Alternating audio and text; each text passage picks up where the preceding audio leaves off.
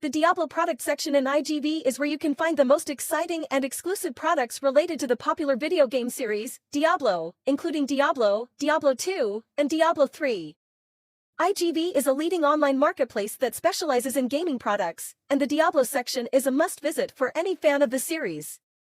Game keys are one of the most popular products in the Diablo section. They allow you to unlock the full version of the game on your computer or gaming console, giving you access to all the features and content. In-game items are also popular, as they can give you a significant advantage in the game. You can find a range of items, including weapons, armor, and other useful items. Overall, the Diablo product section in iGV is a fantastic resource for any fan of the series. With a range of products to choose from, you're sure to find something that appeals to your interests. So, if you're a fan of Diablo, be sure to check out the Diablo section in iGV today. Check the link below. Let's dive deeper into the endgame of Diablo 4.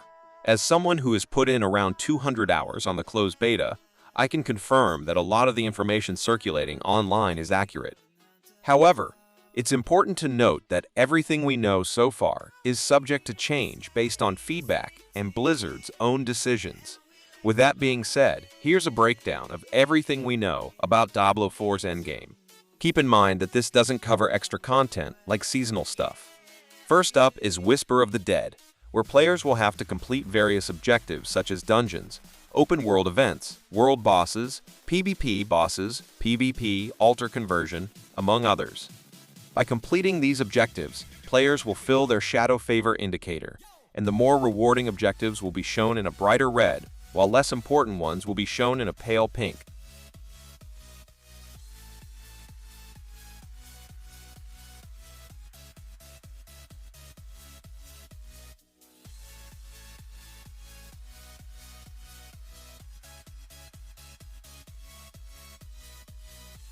If players complete these objectives all day, their shadow favor indicator will decrease until they run out of bright red objectives.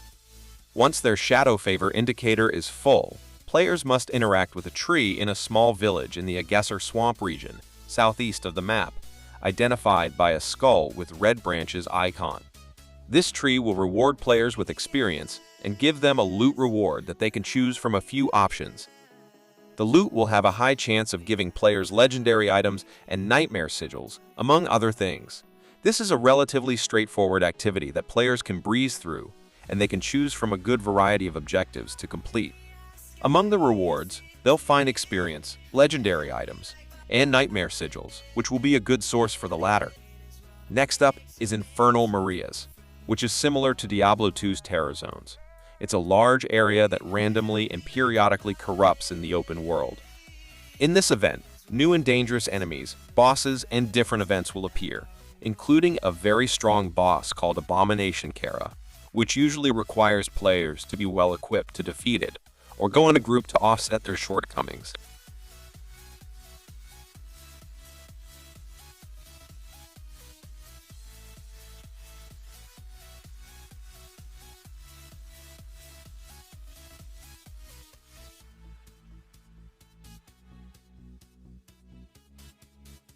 By killing enemies within the red area, players will gain a Barren Ashes, which will allow them to open chests scattered throughout the region. These chests grant a specific legendary indicated on the chest and a unique crafting material called Fiend Rose, which can't be found anywhere else and will allow players to upgrade their equipment to the highest rank. This type of zone can be largely completed solo, excluding the Abomination Kara boss, and it's generally quite easy if players have a decent build. However, it's more efficient to do it in groups, especially since it can be challenging if their build isn't well optimized. The rewards players will get are the Fiend Rose, which is a crafting material to upgrade equipment to the highest rank, specific legendary items, and an improved overall look. Moving on, let's talk about world bosses. In the closed beta, these guys showed up around once an hour, but we'll have to wait and see if that's how it'll be at launch. When there are 30 minutes left, a countdown icon will appear on the map. World bosses always show up with a timer in a specific and easily recognizable area. They never appear out of the blue suddenly anywhere in the open world. The boss's timer icon only pops up on players' maps if they've explored near the area.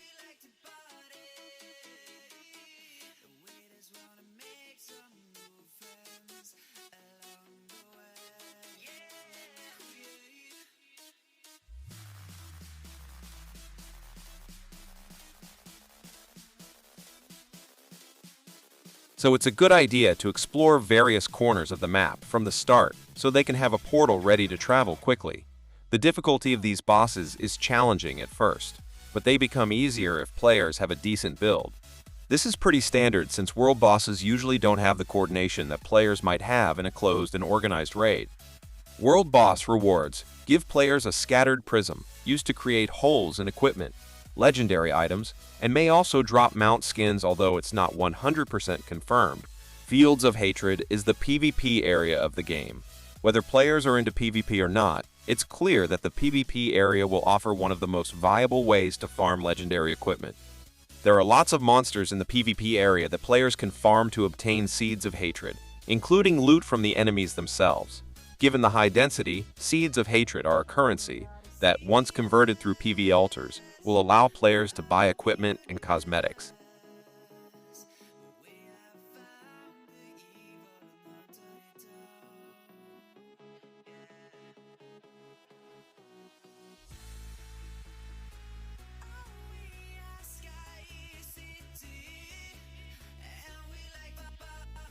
If players mark themselves for PvP, they can attack any player, including those who don't have the same mark. This increases the rate of Seeds of Hatred obtained, but they can choose not to activate this PvP and cooperate with other players who don't have PvP active to farm monsters in PvE and get equipment.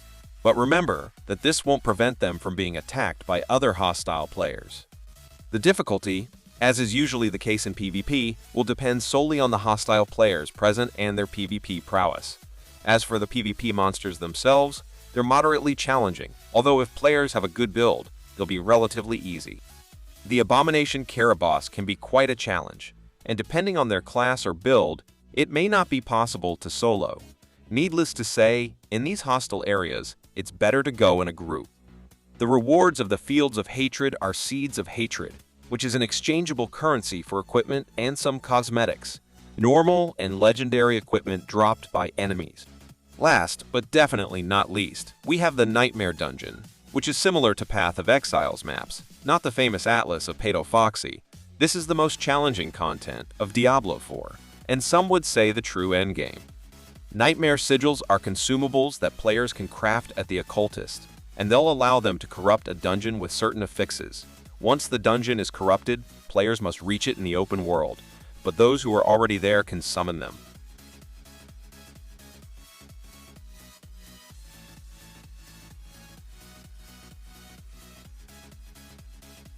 In these Nightmare Dungeons, players will have a limited number of revives, so they'll have to be careful when using them.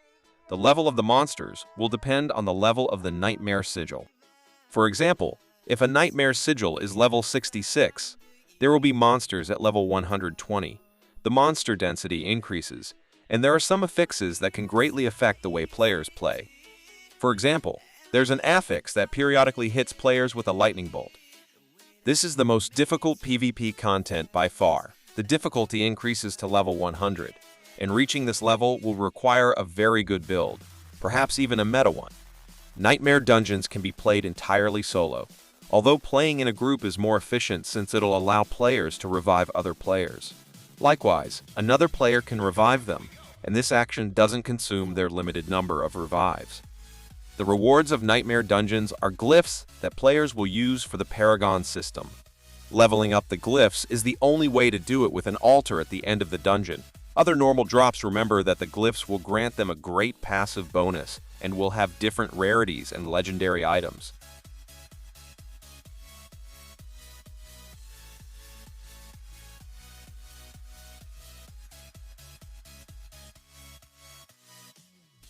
And that's everything we know so far about Diablo 4's endgame.